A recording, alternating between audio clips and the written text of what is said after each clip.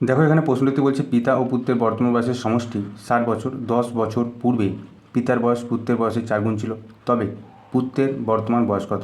তো এই প্রশ্নটা কীভাবে আমরা খুব সহজে সমাধান করতে পারবো আমরা এখন দেখব। তো দেখো এখানে কী বলেছে যে পিতা ও পুত্রের বর্তমান বয়সের সমষ্টি 60 বছর, ঠিক আছে।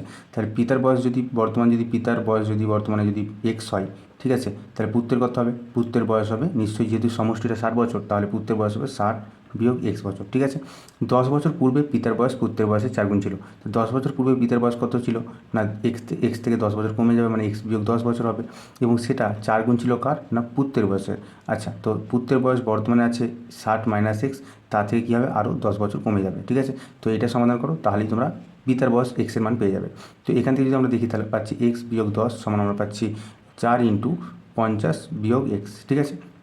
তো এটা যদি আমরা সমাধান করি তাহলে আমরা পাচ্ছি X - 10 সমান আমরা পাচ্ছি 200 - 4X, ঠিক আছে। তো আমরা যদি একদিকে এক্সগুলো করি তাহলে পাচ্ছি X + 4X সমান আমরা পাচ্ছি 210, ঠিক আছে। তার মানে 5X সমান আমরা পাচ্ছি 210, এবং এক্স সমান আমরা পাচ্ছি কত? না 210কে যদি 5 দিয়ে ভাগ করি, 5 × 4 = 20, 1 5 × 2 = 10, মানে এক্স সমান পাচ্ছি 42 বছর, ঠিক আছে।